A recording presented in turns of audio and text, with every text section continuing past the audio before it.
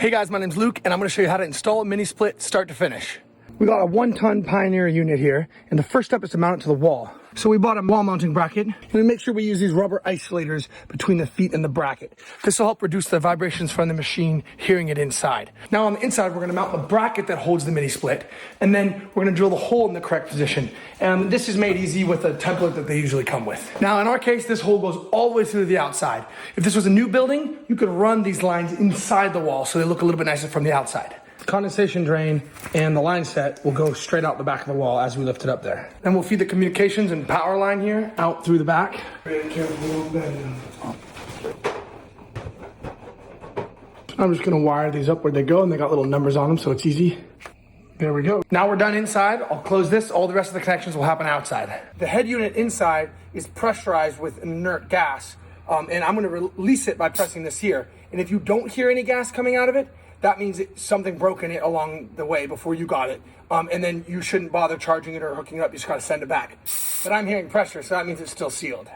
The Pioneer units come with this little sealant stuff that you put a little bit on the outside of the flare fitting.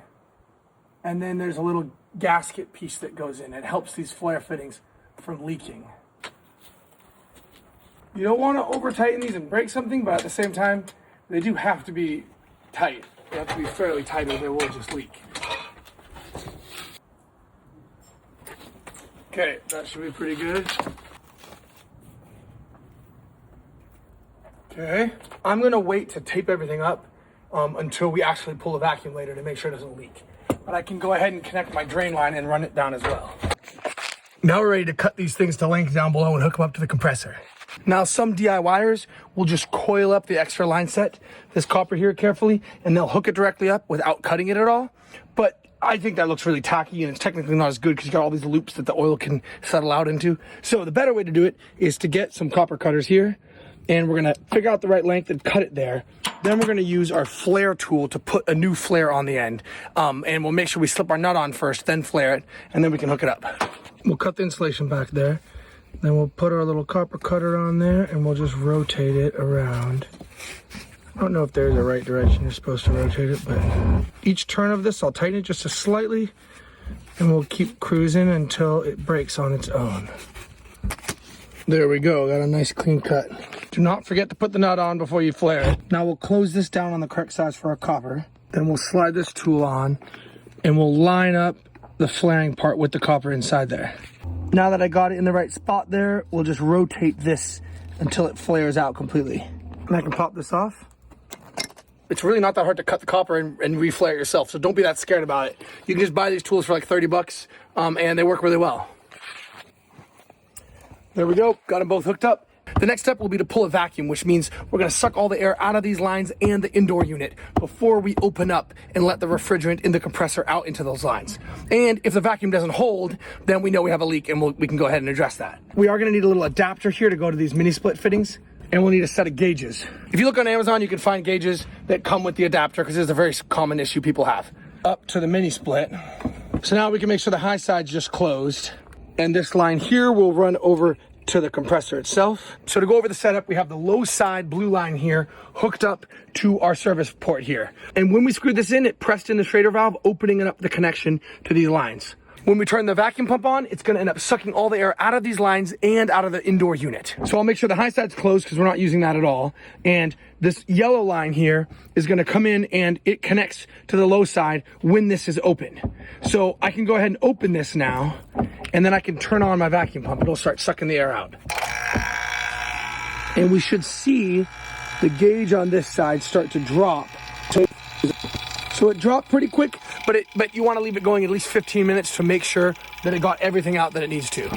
Now, before I wait too long, I'm going to go ahead and turn this off, then turn my pump off, and wait a minute and make sure that doesn't rise. Because if that rises up, that means we have a leak, and leaving the pump running longer is only going to be sucking more outdoor air into our lines, which we don't want. So if we do have a leak, it's definitely not a big one. So I'm going to go ahead and let it run a full 15 minutes and suck all the air out. Get it fired back up, open this back up. Make sure everything's tight, and I'll let it sit for a bit. Now that I let it run for 15 minutes and then sit for another 15 minutes, I can see it did not rise at all, and it's looking good. So the next test is going to be to release a little bit of refrigerant from the compressor into the lines till the pressure goes up a little ways. And then after it goes up, we'll let it sit. That'll be a better test because it'll actually introduce some real pressure to the system. So I took the service valve covers off, and now I'm going to open this one just a little bit for about 4 or 5 seconds as that rises, and then I'll close it. Now I'm going to go ahead and close it just below 50. So I'm going to let it sit there for a while and make sure that it doesn't drop at all. Then I can open both of those valves up entirely and the system's ready to go. So the cable coming from inside, I wired its wires with the numbers respectively and the ground to the ground. And I got the power hooked up here, and now I'm ready to go ahead and open this valve the rest of the way, and we should see that pressure raise again.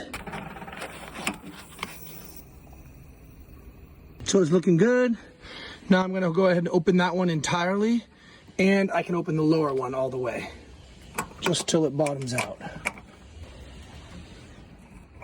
And we're looking good. This unit says it's pre-charged for line sets up to 25 feet long. And if you have a shorter line, you're not supposed to change anything. You leave it just as it is. So we actually removed some from the 16-foot line it came with, so we probably only have maybe 10 feet. But we don't need to change anything. All we need to do is remove this now, and we don't have to be worried if a little bit leaks out because we have plenty in there.